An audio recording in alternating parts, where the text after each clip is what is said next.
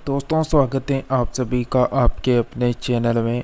Friends, हम बात करने वाले हैं हैशटैग 21 अगस्त। जैसा कि दलितों का आक्रोश देखकर सभी जुड़ने को तैयार हैं।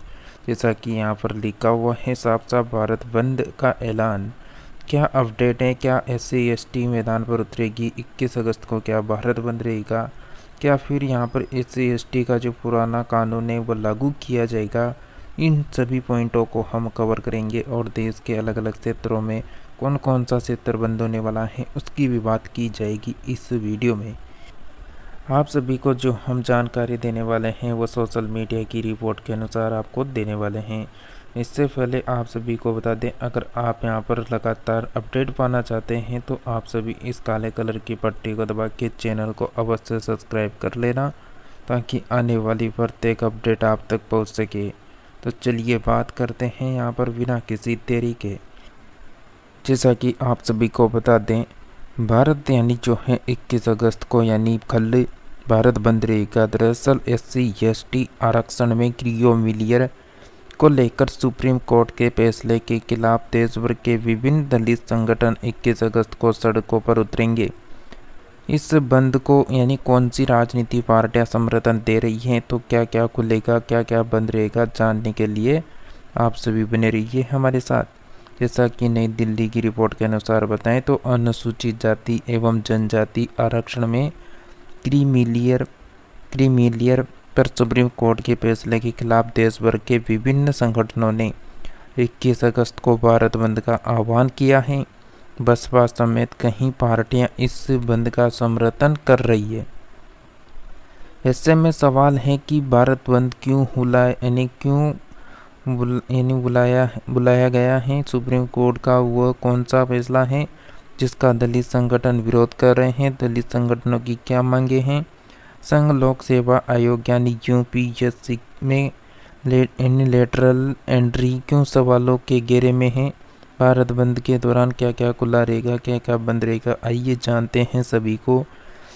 क्या है सुप्रीम कोर्ट का फैसला? जैसा कि सुप्रीम कोर्ट ने SC और ST आरक्षण में क्रीमिलियर को लेकर फैसला सुनाते हुए कहा, सभी SC ST एवं जनजाति और जनजातियों का एक समान वर्ग नहीं है।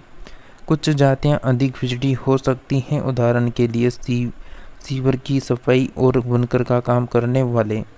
ये दोनों जातियां SC में आती हैं, लेकिन इस जाति के लोग बाकियों से अधिक पिछड़े रहते हैं। इन लोगों के उत्थान के लिए राज्य सरकारें SC ST आरक्षण का वर्गीकरण कर अलग से कोटा निर्धारित कर सकती हैं। ऐसा करना संविधान के आर्टिकल 341 के खिलाफ नहीं है। सुप्रीम कोर्ट ने कोटे में कोटा निर्धारण करने के फैसले के साथ ही राज्यों को जरूरी हिदायत भी दी है। कहा है कि राज्य सरकारी मनमर्जी से यह फैसला नहीं कर सकती। हम इसमें भी 2 शर्तें लागू होगी। क्या हैं दो शर्तें जानते हैं। जैसा कि SC के भीतर किसी एक जाति को 100% कोटा नहीं दे सकती। SC में शामिल किसी जाति का कोटा तय करने से पहले उसकी हिस्सेदारी का पुख्ता डेटा होना चाहिए।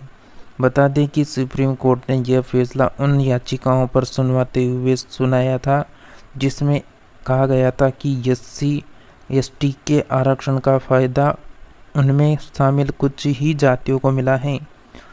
इससे कई जातियां पीछे रह गई हैं। उन्हें यानी मुख्य धारा में लाने के लिए कोटे में कोटा होना चाहिए। इसी दलित के आड़े 2004 का फैसला आ रहा है, जिसमें कहा गया था कि अनुसूचित जातियों का वर्गीकरण कर सकते हैं। कौन कौन पार्टियां भारत बंद का समर्थन कर रही है? तो देश के दलित संगठनों में 21 अगस्त को भारत का बंद का ऐलान किया है। इनको Bahujan Samaj party supremo, Bhim army chief commissioner, Azad Bharat Adivasi party, Mohanlal Raut का भी समर्थन मिल रहा है। साथ ही कांग्रेस समेत कुछ पार्टियों के नेता भी समर्थन में हैं। किन किन राज्यों में भारत बंद के बारे में किया जा रहा है सर्च। जैसा कि भारत बंद को लेकर राजस्थान, मध्य प्रदेश, बिहार, झारखंड, छत्तीसगढ़ समेत देश भर में इसके बारे में अलग अलग सर्च किया जा रहा है। भारत बंद करने वालों की संख्या क्यों भारत बंद करने वालों की क्या मांगे हैं? तो भारत बंद बुलवाने वाले दलित संगठनों की मांगे हैं कि सुप्रीम कोर्ट जो है कोटे में कोटा वाले फैसले को वापस ले या फिर पुनर्विचार करें। भारत बंद के दौरान क्या बंद रहेगा? तो भारत बंद को लेकर अभी तक किसी भी राज्य सरकार ने आधिकारिक तौर पर दिशा निर्देश जारी नहीं किए हैं। पुलिस प्रशासन को अलर्ट पर रखा गया है। विरोध प्रदर्शन के दौरान जनता की सुरक्षा सुनिश्चित करने के लिए अधिकारी के व्यापक कदम उठा रहे हैं। भारत बंद के दौरान सार्वजनिक परिवहन सेवाएं प्रभावित हो सकती हैं। कुछ जगहों पर निजी दफ्तर भी बंद किए जा सकते हैं। ये सेवाएं जारी रहेगी। 21 अगस्त को भारत बंद का दौरान अस्पताल और एम्बुलेंस जैसी आपातकालीन सेवाएं चालू रहेगी। बैंक दफ्तर और सरकारी कार्यालय बंद रखने संबंधित अभी तक कोई आदेश सरकार की तरफ से नहीं आया है, इसीलिए बुधवार को बैंक और सरकारी दफ्तर भी खुलेंगे, ऐसा माना जा रहा है।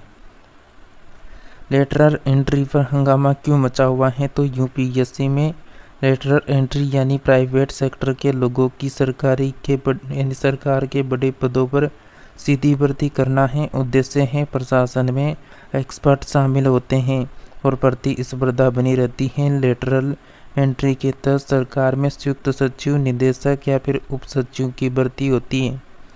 केंद्र सरकार ने 17 अगस्त को 45 अधिकारियों की भर्ती के लिए वैकेंसी निकाली थी। क्या लेटरल एंट्री में आरक्षण लागू नहीं होगा?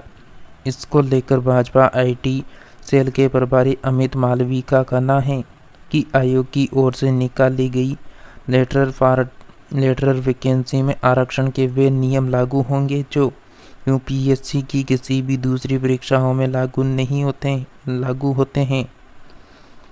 वहीं भारत सरकार के department of personal and training ने एक आरटीआई के जवाब में बताया कि सरकारी नौकरियों में 13 रोस्टर पॉइंट के जरिए रिजर्वेशन लागू होता है। रोस्टर सिस्टम क्या है?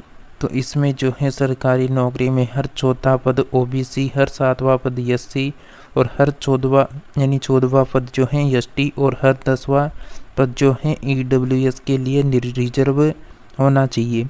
हालांकि 3 से कम पदों पर भर्ती के लिए रिजर्वेशन लागू नहीं होता है।